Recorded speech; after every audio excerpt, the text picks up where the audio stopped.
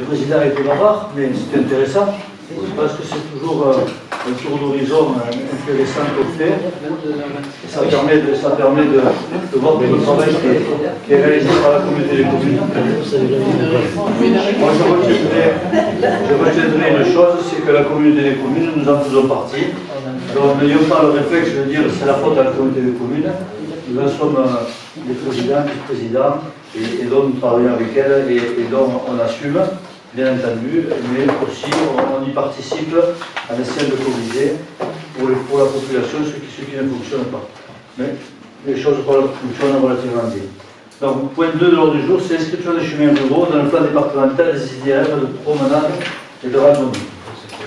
Donc la commune a été sollicitée par la communauté de communes qui souhaite son partenariat dans le cadre de cette inscription afin de poursuivre l'entretien et le balisage des différents parcours dénommés à Saute-Montagne et Boucle-la-Salette. La communauté de communes doit recueillir l'ensemble des autorisations de passage, comprenant aussi celles qui concernent les chemins ruraux. Une fois les itinéraires inscrits au plan départemental, si ces derniers ne peuvent être maintenus en l'état par aliénation d'un chemin rural, la commune doit en informer le maître d'ouvrage de l'itinéraire et le département et proposer un tronçon de substitution. Le plan départemental permet la protection des chemins ruraux, il favorise leur mise en valeur et la promotion des itinéraires de randonnée. L'entretien ultérieur sera assuré par la communauté de communes, structure à laquelle adhère la commune, dans le cadre de sa compétence pour l'entretien des sentiers de randonnée. Cet entretien concerne le débroussaillage, le remplacement de la signalétique directionnelle et le rafraîchissement du balisage. Les itinéraires mentionnés empruntent des chemins ruraux et ou des parcelles communales. Le Conseil est donc invité à approuver le tracé des itinéraires qui sont indiqués dans la note de synthèse. Il sera invité à s'engager à garantir le passage public sur les chemins ruraux, à ne pas aliéner et à proposer, le cas échéant, un itinéraire de substitution garantissant la continuité et ne dénaturant pas la qualité initiale de l'itinéraire. Il devra également autoriser le balisage et la signalisation des itinéraires empruntant ou traversant les 10 chemins ruraux et parcelles communales, selon la charte départementale de randonnée, et il devra accepter que les 10 chemins ruraux soient inscrits au plan départemental et mandater Monsieur le maire pour l'exécution de la présente délibération. Des commentaires?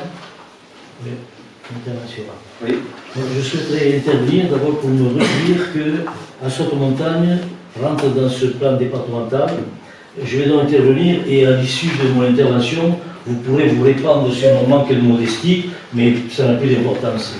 Ce chemin à Saute-Montagne, je l'ai créé de mes mains, de mes cisailles et de mon chadis. Il est devenu plus tard le chemin Walter-Benève, jusqu'au col de Rompissa. Pourquoi j'ai fait ça? Parce que c'est un joyau historique. C'est un circuit en réalité, on peut le prendre d'un côté ou de l'autre, et on le faisait partir de la place Abel Pagès de Putermas, mais il peut partir de Banyuls. Alors, on commence par le sentier Walter-Benjamin, qui est devenu, ce sentier est devenu plus tard le sentier Walter-Benjamin. On s'arrête à la fontaine où il a bu, on arrive au col de Rompissa, où certains, où un Bagnolin par exemple a perdu la vie, il a été tué au col de Rompissa, on monte au château de Caroche, créé en 1303, on redescend par la limite que le roi Lothaire, en 981, a délimité pour donner ce territoire au comte Gosfred du Roussillon, qui passe à Caroche, qui descend au dolmen du col de las Portes, qui passe au Puig Millionen, Pijuan, ça s'appelait à cette époque au Puig Millionen, qui descend sur le dolmen de Gratayups, qui descend sur la tour du Mas-Pagès, qui arrive au Mascali et puis de nouveau à la place Abel-Pagès. Donc c'est un joyau historique et sur le premier recueil de randonnée qui fut créé par la communauté de communes Albert, Côte-Vermeille simplement, j'avais fait figurer ce sentier et je peux dire qu'il est très fréquenté et je me réjouis qu'il rentre dans ce plan départemental. Voilà, c'est sur le plan historique et tout est décrit dans ce premier livret que vendait l'Office du tourisme, je ne sais pas s'il existe encore. Il est très fréquenté, il y a un passage très dangereux sous le pic Caroche, mais c'est un sentier qui met... Alors j'avais donné à Saute-Montagne parce qu'on passait d'une montagne à l'autre, voilà pourquoi je viens de ce titre. Il y a un dénivelé avoisinant les 800 mètres. Donc, Terre Carolle, je descends un peu dans la rivière, et 800 mètres environ. C'est une randonnée que je vous conseille. Voilà. Maintenant, vous pouvez ou réagir, ou sourire, ou faire autre chose. Ça n'a pas d'importance. Non, mais merci, très bien d'avoir fait ça. Merci, félicitations. Est-ce qu'il y a d'autres personnes qui veulent intervenir? Je suppose que tout le monde est d'accord pour voter ce point. Pour la description du chemin de Hugo sur le plan départemental et itinérance. Merci bien. Point 3, ça concerne le RD 914, le transfert de délaissé de domaine public départemental dans le domaine public communal. Afin de poursuivre l'aménagement de sécurisation d'entrée nord de la commune, du rond-point Bijard jusqu'au Cap d'Oune, la commune souhaiterait intégrer dans son domaine public communal plusieurs délaissés du domaine public routier départemental en bordure de la RD 914. L'aménagement prévu permettrait la création de zones de stationnement et l'amélioration de la circulation des piétons et des cyclistes. Il ne présente pas d'intérêt particulier pour la conservation, l'entretien et l'exploitation de la RD 914. Ils peuvent donc être transférés en accord avec le département dans le domaine public communal.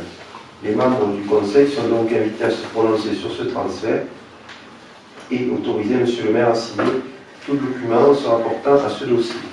C'est la suite des travaux qui ont été entrepris au Cap d'Oune, qui n'ont pas été continués parce qu'on n'avait pas, les terrains ne nous appartenaient pas, ils appartiennent toujours au conseil départemental, donc ça va être fait. Ça n'avait pas été fait à l'époque parce qu'il fallait qu'il y ait un relevé cadastral plus précis qui devait être en place. Maintenant, c'est déterminé et donc le conseil départemental est tout à fait d'accord pour nous le céder de manière à ce qu'on puisse continuer un déménagement. Je rappelle que ça reprend le sentier littoral en même temps qu'il passe par là.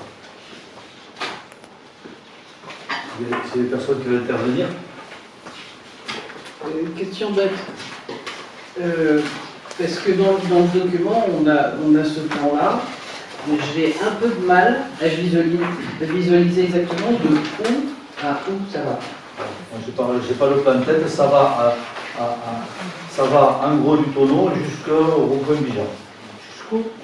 Au rond-point Bijard, toute la descente de la montée. Ça dépend. De la montée, ça passe devant le stand qu'avait fait à l'époque, qui est maintenant le stand de vin, comment ça s'appelle, tenu par le club de vin, et ça revient à peu près au niveau du tonneau. D'accord. Et ce qui veut dire que, par exemple, le club de vin, il resterait là ou... Le club de vin, c'est privé, ça appartient à monsieur Eri. Comment ça s'appelle? Non. Le club de vin, il le loue. La maison appartient à celui qui... à monsieur Isaac. À monsieur Isaac, à la maison à monsieur. Le club de vin, c'est un gars qui loue ça à monsieur Isaac de mémoire. C'est l'ancienne maison à Gérard Junier, etc. D'accord. On voit ensuite l'aménagement prévu permettrait la création de zones de stationnement. Payant, pas payant, parce que cette zone de stationnement s'arrête pile en haut de la montée. Donc on peut se poser la question de savoir pourquoi est-ce que c'est pas payant au-delà et si ce qui va être créé sera payant ou pas. Pour l'instant, ce n'est pas d'actualité. Ce qui n'est pas payant, qui s'adresse à côté de la montée, c'est le stationnement qui n'était pas payant jusqu'à présent. Si vous voulez qu'il soit payant, il n'y a pas de problème, mais on ne peut pas normalement voter contre le stationnement payant et me reprocher de ne pas faire des stationnements payants à l'entrée de Banous, tout en sachant que j'aurais été de mauvaise grâce de faire un stationnement payant à côté d'un magasin de vin, notamment par rapport à la cave étoile. Non, je pose la question parce qu'on dit que ça permettrait la création de zones de stationnement. Oui, mais zone de stationnement, ce n'est pas défini encore, il faut que le projet soit dessiné. Le projet n'est pas encore dessiné. Donc on verra bien comment on aménage. Il y a déjà des zones de stationnement. Après, je vous invite à aller vous y promener. Vous verrez que c'est un cheminement piéton, plus que le stationnement, qui va être réaménagé. Oui, parce que c'est-à-dire au-dessus des immeubles de PRS, là, il y aura un cheminement piéton. Bien sûr. Voilà, et cycliste, voilà, jusqu'au caravane. Jusqu'en bas. C'est pour reprendre le sentier littoral. Le sentier littoral, il passe devant l'hôtel des Elmes, et il ne suit pas la route, il passe par la traverse l'ancienne route nationale, il remonte par là, il sort au rond-point Bijard, et à partir de là, il est très détérioré jusqu'à peu près au tonneau. Là, il faut le refaire. D'accord. Là, il y aura principalement un cheminement et du stationnement qu'on la réaménagera pour optimiser le stationnement. Et si le conseil municipal veut qu'il soit payant, on le fera payant. Moi, j'y tiens pas particulièrement parce qu'il y a des commerces là-bas et ça serait pénalisé. Notamment quelqu'un qui vend du lait. Mais comme il y a des commerces aussi à côté du rond-point Marcel Bijard, il y a une boulangerie et c'est payant. Oui, oui. Oui. Ils ont un stationnement. Payant. Non, au-dessus. Pas dans leur commerce. Au-dessus. Et le stationnement qui est à côté des commerces là, je rappelle que c'est des commerces de prendre du pain, stationnement minute. Quand on va chercher le pain, on ne s'arrête pas une demi-heure, on s'arrête, on prend sa baguette de pain, on s'en va. Et j'avais proposé à l'époque au boulanger de faire un stationnement en zone bleue, et là, il ne l'a pas souhaité.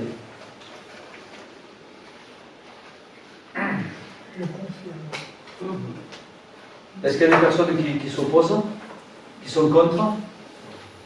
Je vous remercie. 4. Dénomination de la voie 6 sur le territoire de la commune, rue Villette de Sagols. Un programme immobilier va être prochainement livré derrière la caserne des pompiers. Il est constitué de plusieurs bâtiments et de lots et nécessite l'attribution d'un nom de voirie. Conformément au Code général des collectivités, le conseil municipal bénéficie d'une compétence de principe pour la dénomination des voies sises sur le territoire. Il est proposé de rendre hommage à Madame Villette Sagols en attribuant son nom à cette voie. Pas de commentaire particulier. C'est la voie qui va être créée, qui va desservir les HLM qui sont en train de se construire en face du GICD. Des commentaires? On voulait juste savoir où en était le programme immobilier, parce qu'on a l'impression que c'est à l'arrêt. Lequel? Ben, celui-là, là. De la caserne. Au-dessus de la caserne, on a l'impression que c'est à l'arrêt. Non, ils sont maintenant en phase, définition qui est la phase la plus longue. Je peux dire, tous ces intérieurs, etc., dont moins de grues, etc. J'ai un rendez-vous, je crois, dans cette semaine, vendredi, pour faire un point avec eux, mais je n'ai pas compris qu'ils étaient en retard, ou en tout cas si en retard que ça. Normalement, la livraison est prévue en avril. Normalement.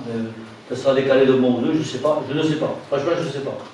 Mais personne ne m'a alerté de quelconque retard. Et le chantier a l'air de se dérouler normalement.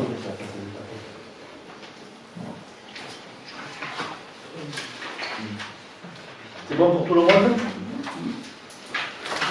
Donc, je pense qu'il y a des personnes qui sont contre, qui s'abstiennent. Merci. Le point 5, c'est le projet de protocole transactionnel à intervenir entre M. Jean-Pierre Boucher et la commune de Lyon-sur-Mer. Vous l'avez en annexe 5. Oui, alors lors de la tempête des 26 et 27 décembre 2008, le bateau de M. Boucher, l'Ange des Mers, a subi des dommages importants car situé dans une zone de stockage matériel à proximité de l'une des jetées de port. On vient de préciser que cette tempête a été d'une intensité particulière qui a conduit les autorités à prononcer son classement en catastrophe naturelle pour le motif inondation et choc mécanique lié à l'action des vagues. M. Boucher a signalé dans un premier temps la commune devant le tribunal de grande instance de Perpignan, lequel se déclara incompétent le 23 février 2012. Puis, par jugement du 11 février 2014, le tribunal administratif de Montpellier rejetait l'ensemble des demandes indemnitaires de l'intéressé qui s'élevaient à 99 215,86 €. Par la suite, par jugement du 20 avril 2017, la Cour administrative d'appel de Marseille annulait le jugement du tribunal administratif de Montpellier et condamnait la ville à verser à M. Boucher une somme de 18 000 € en réparation des préjudices subis. Par arrêté du 10 juillet 2017, M. le maire a mandaté un cabinet d'avocats spécialisé qui est habilité à intervenir uniquement au Conseil d'État pour assurer la représentation de la ville. M. Boucher propose maintenant un arrangement amiable à hauteur de la moitié du montant du préjudice fixé par la Cour administrative d'appel de Marseille. Notre cabinet d'avocats nous indique que, compte tenu de l'obligation de concession réciproque, la commune peut renoncer au pourvoi qui a été admis en contrepartie d'une réparation limitée à 9 000 € pour M. Boucher.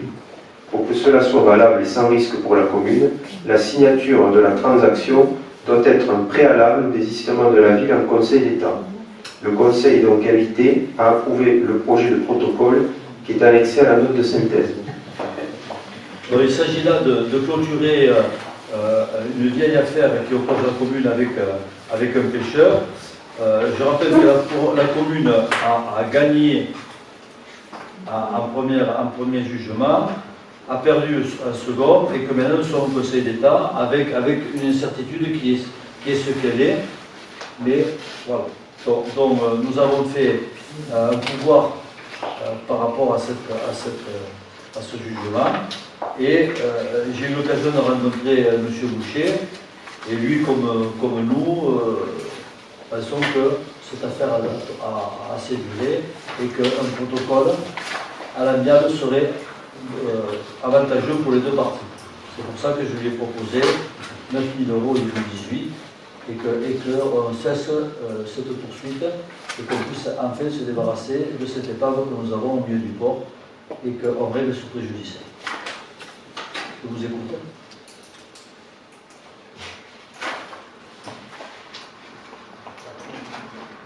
Est-ce qu'il y a des personnes qui sont contre cet arrangement, ce protocole, qui s'abstiennent? Je vous remercie. Point 6, c'est les votes de tarifs 2019 pour la commune. Donc, il y a les votes du tarif du camping que vous avez en annexe 7 qui ont fait lieu de débat, de mission des finances. 29. Est-ce que vous avez des commentaires sur ces tarifs? Lesquels? Ceux de la commune, ceux du camping, ceux du port? On est au camping. On est au camping, donc on a sauté ceux de la commune. La commune d'abord. Pardon, la commune. Moi j'avais une question toute bête. J'ai pas pu assister à la commission finance, j'étais en déplacement professionnel. La participation des familles pour la classe de neige, est-ce qu'il pourrait être question un jour qu'elle soit fixée par rapport au quotient familial? Est-ce que 120 € pour certains, ça fait beaucoup? Pour la plupart, d'ailleurs. Pourquoi pas? Mais le débat qu'on a eu lieu sur le tarif de la cantine, alors je ne sais pas ce que ça peut représenter. Moi, je demande d'avoir une simulation, parce que le débat que nous avons eu sur le tarif de la cantine, le coefficient, l'application du coefficient familial était supérieure au prix du repas de la cantine. Je ne vais pas refaire le débat là-dessus, mais donc pourquoi pas, mais il faudrait qu'on le regarde en Il détail. faudrait faire une étude pour savoir si c'est... Il faudrait le regarder. En sachant que ceux qui ne feront pas les autres sera l'autre qui le feront. Oui. Moi, je ne vois pas d'économie. Mais je ne suis pas sûr que... Je le dis comme ça parce qu'on a eu la surprise avec la cantine. L'application du coefficient familial que fait elle, c'est que le repas de la cantine est plus cher qu'avant. Je prends cet exemple parce que je l'ai encore en tête. Certains, mais pas pour tous. Je comprends pas. Pour certains, mais pas pour tous. Il ne faut pas l'appliquer. C'est ce que je souhaiterais. Mais c'est pas vrai. Il y a quelque chose que je comprends pas. Pardon? Je comprends pas. Je sais que vous ne l'avez pas compris la dernière fois, mais je peux vous le expliquer. À elle, ils ont mis en place le coefficient familial. Le prix du repas à elle est plus cher qu'à Bagnous. Compte tenu qu'à Bagnous, on a un prix forfaitaire au nombre de repas. Et que quand les moyennes des repas qui sont consommés fait que le prix du repas, de mémoire, c'est 4,15, un truc comme ça, et le coefficient familial, c'est peut-être 4,50. Je n'ai pas les chiffres en tête, parce que franchement, mais on est à 20 ou 30 centimes plus cher avec le coefficient familial que sans le coefficient familial. Parce que nous avons un forfait sur l'établissement des tarifs, ce n'est pas l'ordre du jour, mais on peut en parler, sur l'établissement des tarifs par rapport à la qualité. Oui. Oui. Effectivement, c'est pas le moment d'en parler parce que sur les forfaits, il y a beaucoup à dire aussi. Hein. C'est qu'un gamin qui est allergique à plein de trucs et il amène sa gamelle, il paye quand même. Quoi. Donc à un moment donné, il y a quand même une logique qui ne fonctionne pas. Un gamin qui n'est pas là pendant 15 jours pour des raisons d'hospitalisation, je ne sais pas quoi, il paye quand même. Il y a des choses je peux vous assurer que j'ai du mal à comprendre. Oui, mais vous pouvez dire ça, mais quand on regarde le fonctionnement de la cantine, on s'aperçoit que les repas sont pratiquement tous consommés et qu'il y a peu d'absentéisme et que on ne peut, le fait d'avoir des prix bas à la cantine est fait parce que il y a une gestion qui est faite à la cantine qui est relativement saine. On ne peut pas commander des repas. Je rappelle que pour la cantine, je n'ai pas le dossier en tête, c'est dommage qu'on aborde ça maintenant, mais bon, je peux le reprendre en ce moment. Mais les repas qui sont servis par l'UPSIS sont des repas qui doivent être commandés de mémoire une semaine avant, c'est ça, 15 jours avant, 15 jours avant, et donc on ne peut pas gérer une cantine à la carte, puisque les repas, une fois qu'ils sont commandés, ils sont facturés. Voilà, donc ça veut dire que si les repas, si l'enfant n'est pas là, il ne paie pas le repas qui est commandé, qui est facturé, c'est la totalité du groupe qui est pénalisée. Donc, la mise en place des forfaits, et moi je n'ai pas de retour de ce que vous me dites là, de personnes qui amènent leur gamin à la cantine, je n'en ai pas. Peut-être que je ne suis pas bien formé, hein, c'est possible, mais j'y vais à la cantine, j'y vais. Je n'ai pas ces retours-là, et je n'ai pas de retour d'enfants qui se sont sentis payer plusieurs repas parce qu'ils étaient absents 15 jours. Je n'ai pas ce retour, je ne l'ai pas du tout. Je n'en ai pas du tout. Voilà. Et je peux vous dire aussi, pour parler du repas des prix de la cantine, qu'une grande partie des déficits de la cantine est due au fait que une grande partie des repas ne sont pas payés. Voilà. Et que les enfants continuent à manger à la cantine même si ce n'est pas le repas. Donc il y a aussi, dans la gestion de ce cantine, et dans la gestion de ce prix, un volet social qui est relativement important. Il n'y a pas un enfant qui est rentré chez lui sans manger parce qu'il n'avait pas payé la cantine. Est-ce qu'on revient à ce sujet? Moi, je veux bien ouvrir le débat sur la cantine, mais je ne voudrais pas me les débats parce que je n'ai pas les chiffres en tête et je ne veux pas dire des choses que... Mais je suis assez serein là-dessus parce que je pense qu'on a étudié et on a essayé de faire les meilleurs tarifs et les meilleurs prix en fonction de tout ce que je viens de vous dire.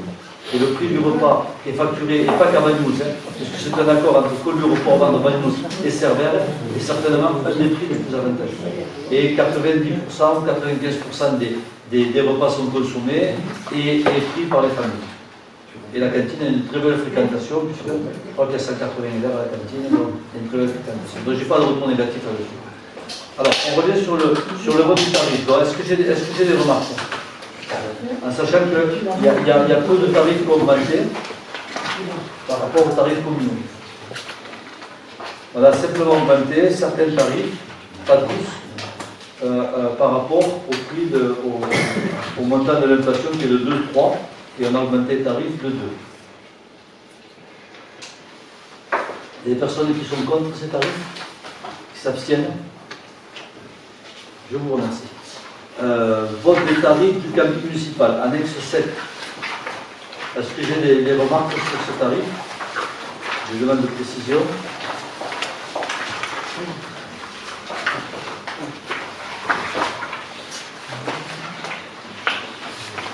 C'est bon? Tout le monde est d'accord sur ce tarif de campus? Donc, je vous remercie. Je fasse l'unanimité. Vote des tarifs du port de plaisance. Je rappelle que les tarifs du port de plaisance ont été votés à l'unanimité par la commission portuaire. Et là aussi, nous pratiquons, comme au tarif mairie, et je rappelle que les tarifs mairie, à part les redevances pour les commerces, n'augmentent pas, les tarifs du port de plaisance vont augmenter de 2% pour suivre l'inflation. Et ça a été voté à l'unanimité. Est-ce que j'ai des personnes qui sont contre, qui s'abstiennent? Je vous remercie. Ensuite, le point 9, c'est la gratuité du stationnement pour les véhicules électriques. Alors, il est proposé une délibération qui engage la commune à accorder la gratuité du stationnement aux véhicules électriques, conformément au règlement de l'ANI, déploiement d'infrastructures de recharge pour les véhicules hybrides et électriques. Il s'agit de l'appel à la manifestation d'intérêt, qui est un système économique d'échange et de production qui vise à augmenter l'efficacité de l'utilisation des ressources et à diminuer l'impact sur l'environnement. Selon ce règlement, l'attribution de l'aide de l'ADEME est conditionnée à l'engagement des collectivités maîtres d'ouvrage d'assurer dans les 6 mois suivant la notification de la convention de financement la gratuité du stationnement pour les véhicules électriques, quels que soient les emplacements de stationnement, en surface ou en ouvrage. Le Conseil est donc invité à approuver cette gratuité. Est-ce qu'il y a des commentaires? Oui, une remarque. Oui. Cette proposition, qui n'émane pas du conseil municipal, qui émane d'autres institutions, est discriminatoire. Parce que M. X, qui a de quoi se payer une voiture électrique, qui est très chère, eh bien, il va s'acheter une belle voiture, très chère, il ne va pas payer le stationnement.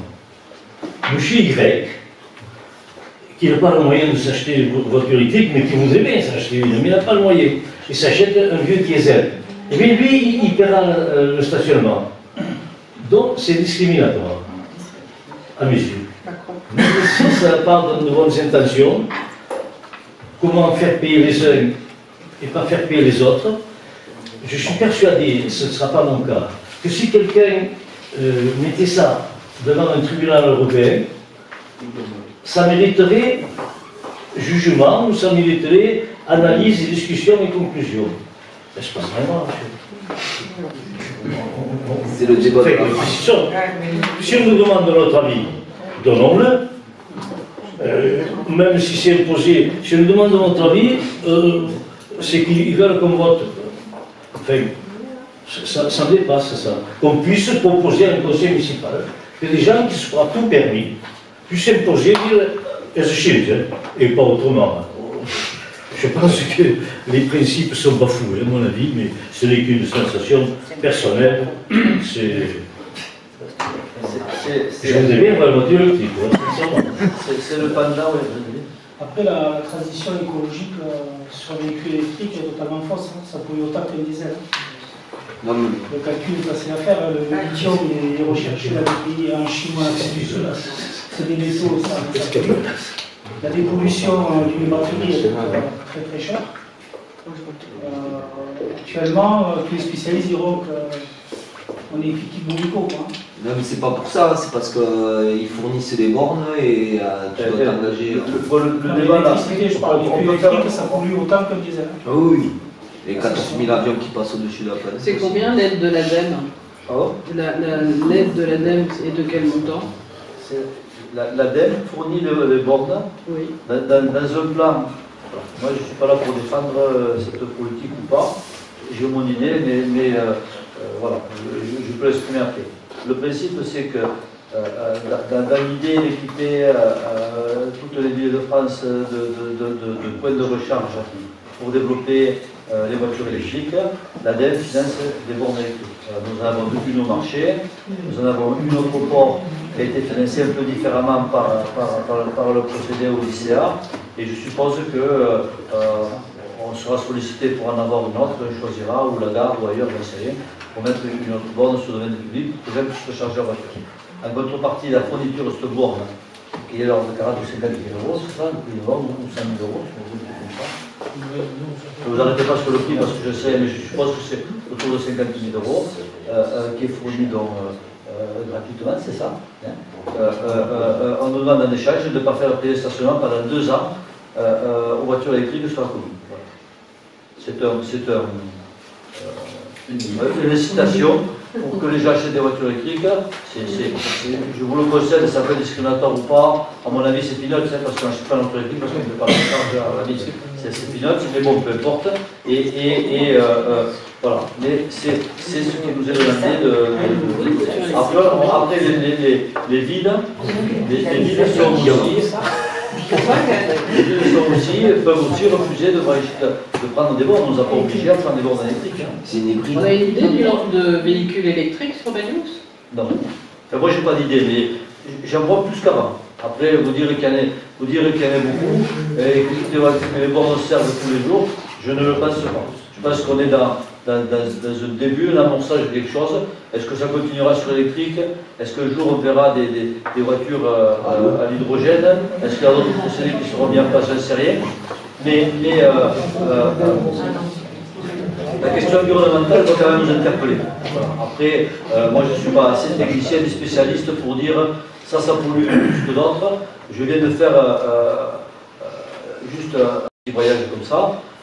C'est effrayant le nombre de camions et le nombre de véhicules qui roulent encore et qui polluent beaucoup. Vous avez beaucoup d'entrées de villes.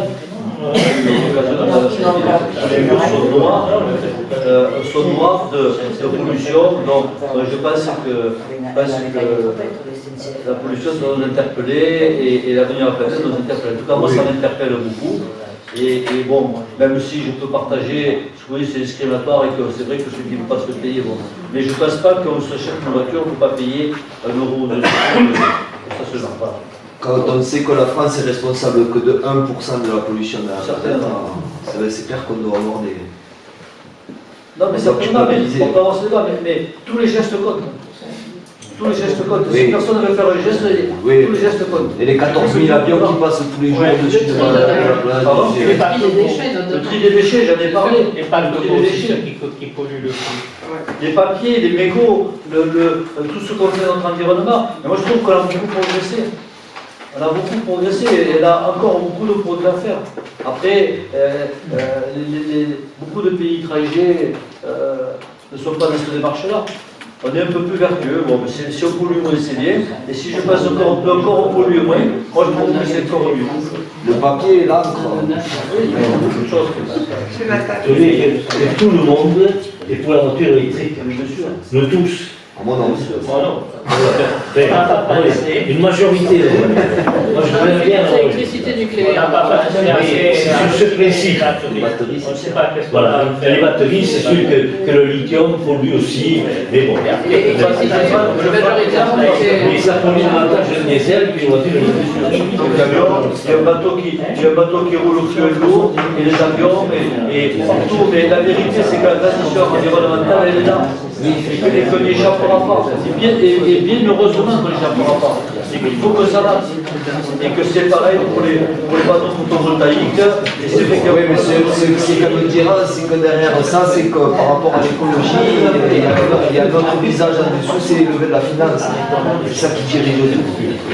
Oui, mais bon, moi je pense qu'il faut culpabiliser pour l'écologie, mais c'est pour faire des sous. Il ne faut pas avoir des conflits. Moi je pense qu'il ne faut pas... je ne suis pas de ceux qui voient des complots partout. Et toi peut-être, mais moi simplement, je me dis que si on peut faire quelque chose pour améliorer le sort de la planète, il faut le faire. Voilà. Même si c'est un petit peu geste, même si ça paraît dérisoire, je pense qu'il faut le faire. Voilà. Est-ce que vous voulez faire un débat sur l'écologie? On peut le faire sur le planète.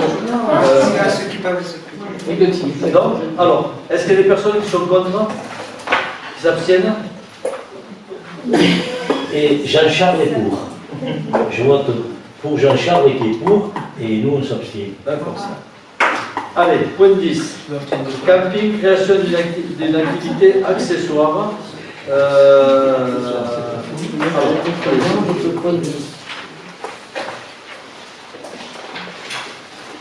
Afin de poursuivre la modernisation du camping, notamment en matière de marketing, il conviendrait de confier au responsable de l'Office du tourisme de la ville une activité accessoire de contrôle et de gestion. En effet, lors du dernier comité de direction de l'Office, le 30 octobre dernier, celui-ci a adopté à l'unanimité le plan d'action qui prévoit le développement de la commercialisation et la vente des produits de la ville, de même que diverses actions de promotion. Le camping constitue un des leviers de cette stratégie. Par ailleurs, il convient d'ajouter que le responsable de l'Office a une connaissance du marché local, des attentes de la clientèle et donc la personne idoine pour ce travail. Le maire propose à l'Assemblée la création d'une activité accessoire au camping, rémunérée sur la base de l'indice majoré 5e échelon du grade d'adjoint administratif à hauteur de 8 heures par semaine au bénéfice du responsable de l'OT. Les crédits seront inscrits au budget 2019. Donc, le camping municipal fait l'objet de toute notre attention depuis quelques mois, quelques années. On a essayé de le faire progresser et on y arrive. Donc d'un camping qui était un camping sans classement, nous sommes passés d'un camping 1 étoile, 2 étoiles, et maintenant nous sommes dans une phase de classement 3 étoiles. Nous avions 8 mobilhomes quand nous sommes arrivés, il y en a 25 après cette année, puisque nous allons continuer l'effort pour nous diversifier dans l'offre de logements, accessoires au camping, donc des mobil-homes et des logements plus légers de camping. Donc cette année, nous allons prendre un nouveau partenariat avec des types de mobil-homes. J'en ai parlé à la commission des finances, ça s'appelle des cocos, comment on appelle ça? Vous avez l'implémentation qui est là. On s'est déplacé au salon de l'hôtellerie de plein air pour les voir. C'est relativement intéressant. L'idée étant d'avoir plusieurs offres d'hébergement pour le camping. Donc il y a maintenant 18, non, 18 mobil-homes entre guillemets catégorie un peu luxe, c'est-à-dire normal. Ensuite, il y a 6 silos qu'on a achetés l'année dernière, qui sont des mobil-homes plus légers, avec un bardage bois et qui sont en transition entre mobil-home et une tente de camping. Et maintenant, il y a la version Coco que nous allons louer, qui est un mobil-home entre les deux, qui est une proposition plus près de la nature, de l'environnement et qui offre une possibilité d'hébergement qui fonctionne bien. Le Coco étant un concept, en sachant qu'on loue le mobil-home pendant 7 ans, autour de 1 500 € hors taxe par an, et au bout de 7 ans, on nous le reprend, ils le détruisent et on a sur le renouvelable pour renouveler. C'est un peu le système Tout ceci pour dire qu'on a fait un investissement relativement important au camping, que ce camping a progressé un chiffre d'affaires et que nous ne sommes pas loin de 500 000 € maintenant, pas dessous, que nous avons encore des espoirs pour le faire projeter, il faut nous projeter dans l'avenir pour le faire progresser, que nous avons mis en place un service de réservation, que nous avons mis en place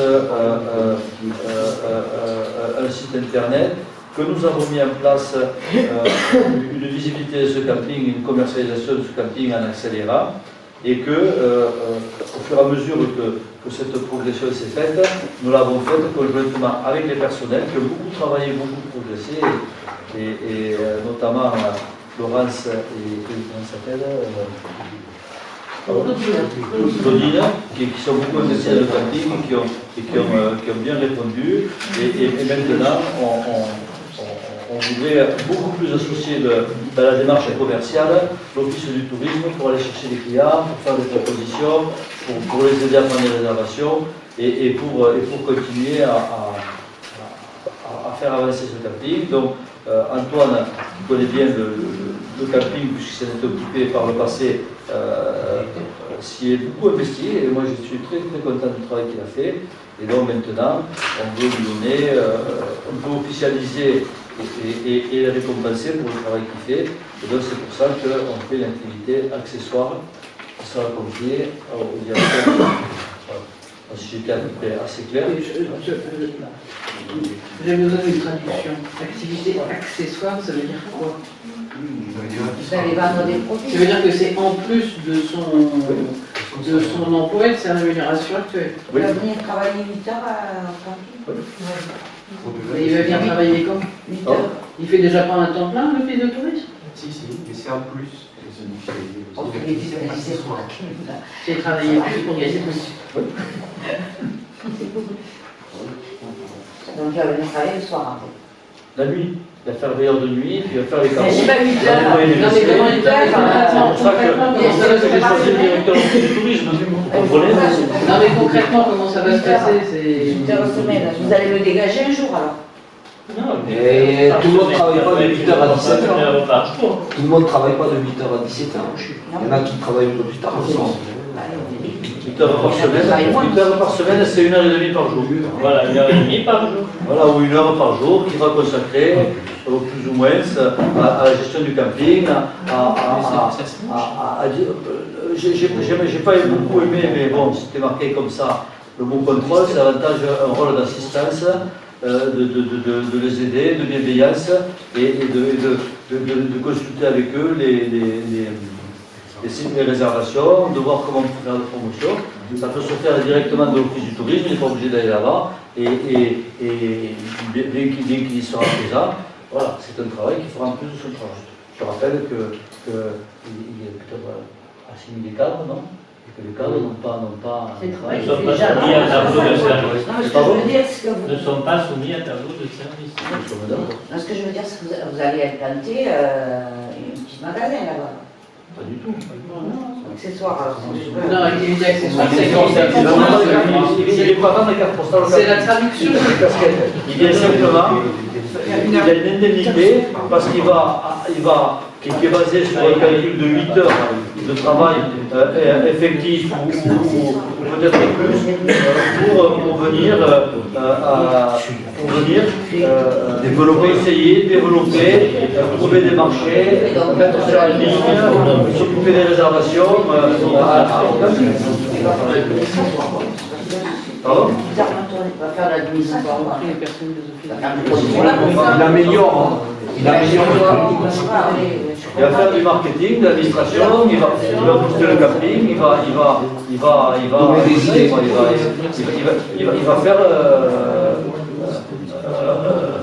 il va assister Laurence, parce que moi je ne voudrais absolument pas que dans mon propos on puisse penser que je dénigre ces personnes, pas du tout, ni que je déconsidère leur travail, elles le font bien. Mais je pense que maintenant, elles ont besoin d'être aidées pour différents trucs parce qu'elles n'ont pas le temps de les faire, parce que c'est pas leur truc et qu'il faut quelques projets qui les accompagnent.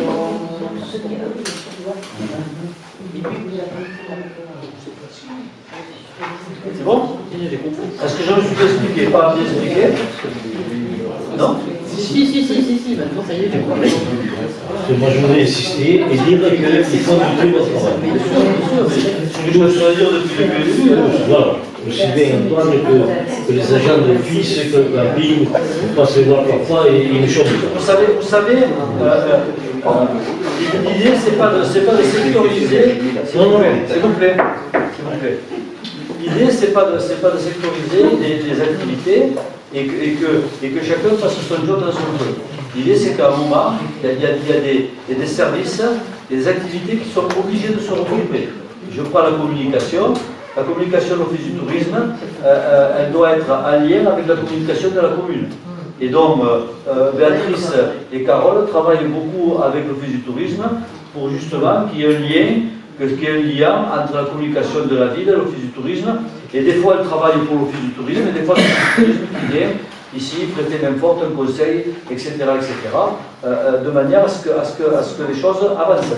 On est dans une démarche de tourisme familial, qualitatif, sur lequel on met en avant la ville, sa population et ses activités.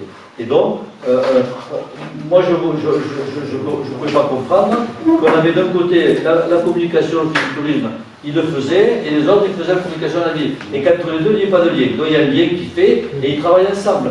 Et si vous venez tous les mardis matin, ou le mercredi, je ne sais pas quel jour, ou le mardi après-midi, il faut une réunion à l'intérieur du service pour échanger des informations, pour travailler ensemble, pour mettre en avant des choses comme ça. Ce travail, Antoine y participe, et il participe aussi, donc je reviens, sur le travail du camping, et à ce moment-là, il y prend un rôle prépondérant, et il me semble qu'à un moment, la plus-value qu'il amène au camping mérite rémunération. Ce qui me paraît très logique.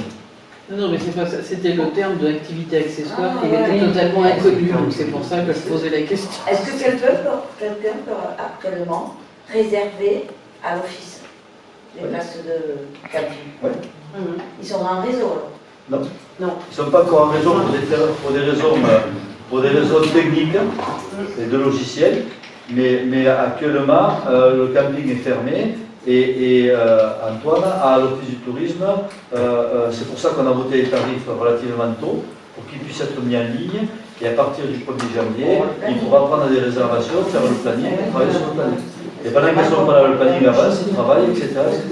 Quand elles vont revenir, le planning sera là-bas, mais ils travailleront en réseau avec elles, parce qu'il faut encore qu'ils fassent quelques modifications. Je pense qu'à terme, ils pourront les consulter directement de là, mais sinon, il ira les consulter là-bas, et ils verront avec elles. Il y a un problème pas un problème. Mais il y a une réactivité pour faire des offres, pour avoir une vision d'ensemble sur la commune, qui est plus compliqué pour elles d'avoir, parce qu'elles sont que deux, elles travaillent 7 jours sur 7, et à un moment elles sont seules à la réception. Quand elles ont 5 ou 6 ou 7 campeurs qui viennent payer, elles sont débordées, et quand le temps de la matinée est passé, c'est trop tard pour faire une offre, ou pour être réactif par rapport à une démarche commerciale, et donc ils ont besoin à ce moment-là d'être aidés, et c'est pour ça qu'Antoine prend cette mission. C'est bon? Est-ce que les personnes sont contre? S'abstiennent? Merci. Ensuite, point 11. Les virements de crédit concernant 2 opérations. Les fournitures pour le service technique à hauteur de 20 000 € et le changement du prestataire concernant les photocopieurs. Donc là, c'est une opération blanche puisqu'on a un produit exceptionnel de 19 220 € qui correspond aux dépenses liées à la location immobilière de 8 320 € et à la maintenance de 10 900 €. Donc les 2 postes additionnés font 19 220, une opération blanche. C'est le changement de fournisseur pour une flotte de photocopieurs. C'est bon? Personnes qui sont contre, qui s'abstiennent? Merci. Point 12, c'est subvention exceptionnelle attribuée aux sinistrés de l'Aude, dont la communauté des communes, pour revenir à la communauté des communes, après une délibération de mémoire, c'est 30 000 € qui seront versés aux sinistrés de l'Aude. L'ensemble des communes a souhaité aussi faire porter cette aide, et donc on peut dire que les 3 000 € qui sont proposés pour verser aux sinistrés de l'Aude correspondent au nombre d'habitants à la commune et à peu près à ce qui se fait dans la communauté des communes. Donc c'est la proposition que je fais par rapport à ça. Personne qui s'abstiennent, qui sont contre? Donc je vous remercie. Les relevés de décision. Oui, donc il y a le fonds de concours, la communauté de communes qui nous donne le fonds de concours 2018 qui représente 111 792 €. La décision numéro 8 qui concerne l'attribution du marché à la société CAPC pour réaliser une étude d'impact environnemental sur le secteur de la rhétorique. La décision numéro 9 qui concerne les demandes de subvention pour la tranche 2 de l'aménagement du front de mer, donc pour un montant de 985 000 €. Le conseil régional apporte 20%, 197 000 €. L'État, par le biais du SFIL, le fonds de soutien à l'investissement local, 40%, 394 000 €. Et l'autofinancement communal, 40%, 394 000 €. Concernant la décision numéro 10, le classement de la commune en site patrimonial remarquable, on va solliciter la DRAC à hauteur de 30%, pour 22 500 €, le conseil régional à hauteur de 50%, 37 500 €, et la commune pour un autofinancement de 20% à 17 000 €, ce qui fait un montant de 75 000 € hors taxe. Et la décision numéro 11 qui concerne les travaux de voirie pour les rues du Parnal, de l'Ouranol et de la Cardine. Le marché est attribué à la société Colas pour 299 487 € et 50 centimes hors taxe. Ensuite, donc, je vous ai demandé de rajouter un point, vous avez un point à l'ordre du jour. Donc, il s'agit d'une jeune fille de Vanius qui pas le nom ici, Sarah, peu importe le nom, qui va faire Championnat de France. un championnat de France de judo à Paris, et qui nous demande donc de l'aider pour payer son déplacement. Voilà. Donc, comme c'est une demande de subvention, et franchement, j'ai reçu la lettre, j'avais la lettre ce matin au courrier, elle datait du 6 décembre, donc j'avais au courrier ce matin. La proposition que je vous fais, parce que dans sa demande de subvention, il y a quand même des frais qu'on peut partager. Donc, les frais qu'elle engage, c'est 600 €. qui sont composés par du carburant, du péage, de l'hôtel, des petits déjeuners, des frais de restauration. Donc, moi, je vous propose de lui attribuer une subvention de l'ordre de 300 €, qui soit la moitié de ses frais. Je pense que les parents... Elle a déjà 370 € sur la cagnotte. Il manque Donc, il y a 390 €. Moi, je vous propose de lui voter 300 € de subvention pour l'aider à payer son déplacement de manière exceptionnelle.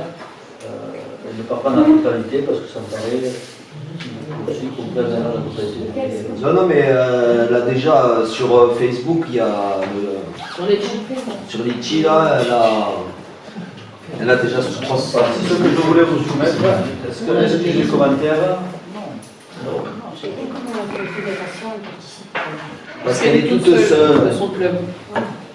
D'accord. Donc on est d'accord là-dessus, c'est à l'unanimité. Voilà. Ensuite, en fait de conseil, vous avez des déclarations d'aliénés, il y en a eu aucune. Et est-ce que quelqu'un veut intervenir dans les questions diverses? Oui. Monsieur Rouge? Oui. Il y a une patinoire. Il y a une patinoire, c'est bien. Mais est-ce qu'on pourrait connaître les tenants et les aboutissants de la convention qui lie la commune à l'exploitant?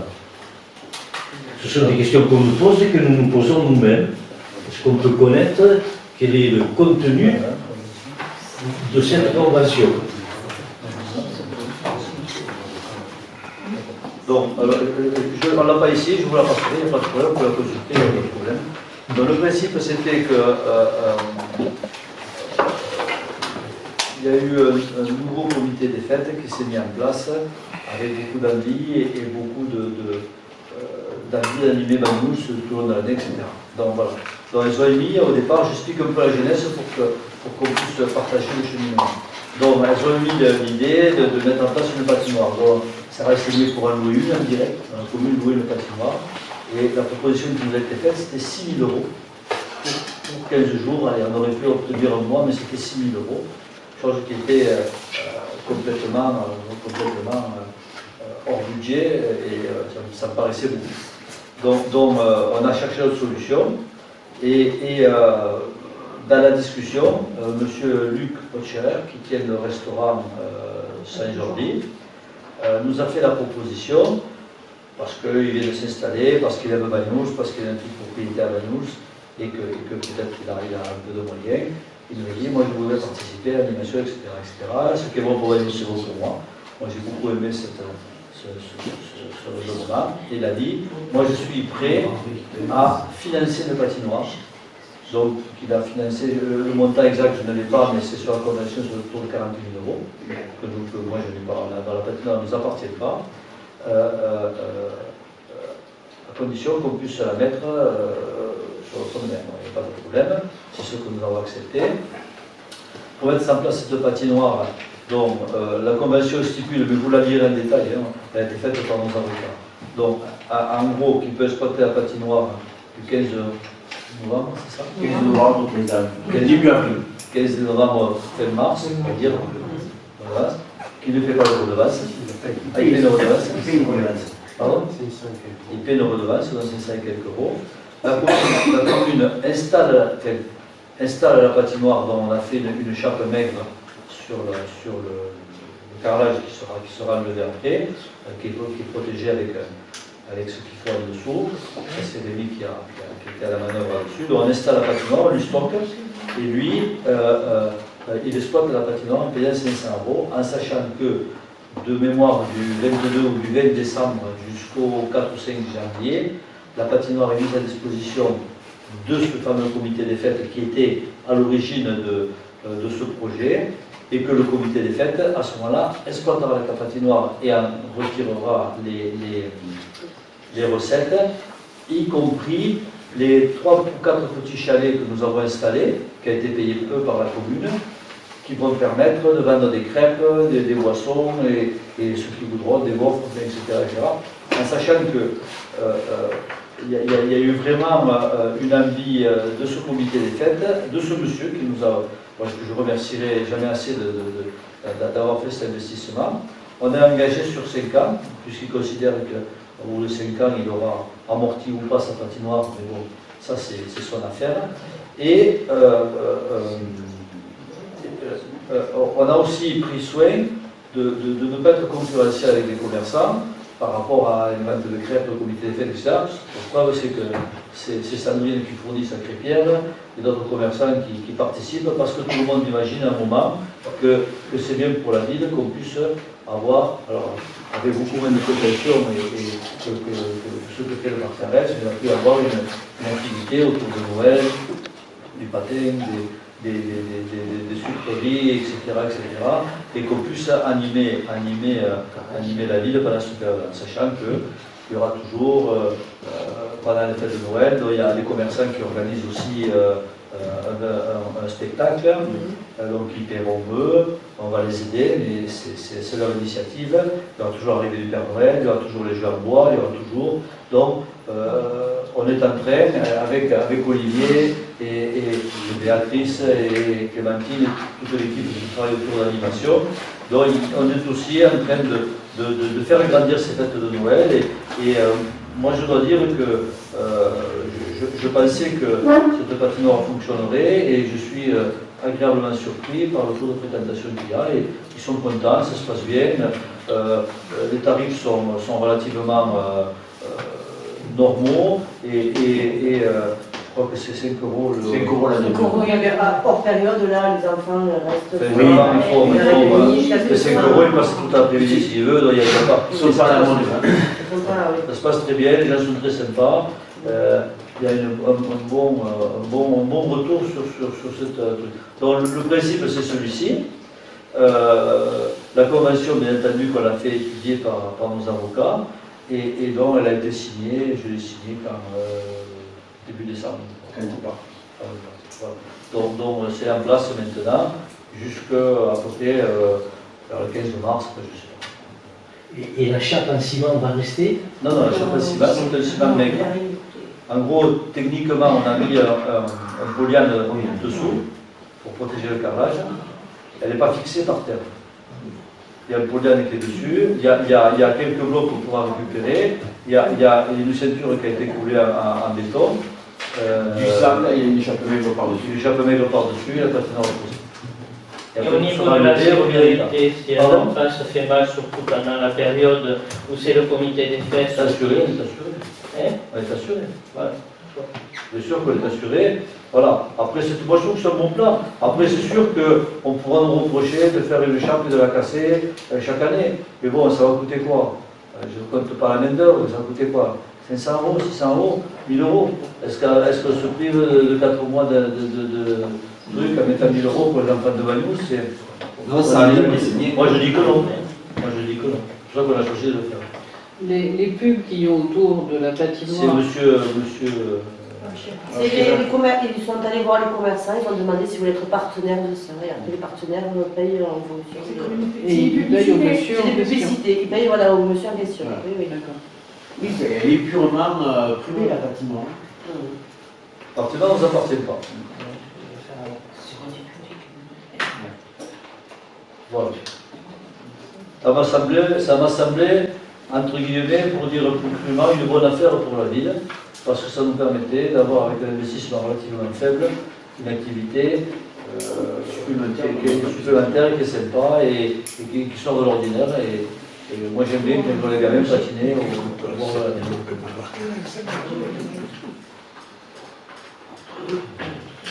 La convention peut faire à disposition. Une autre petite remarque, celle-ci n'émane pas de moi.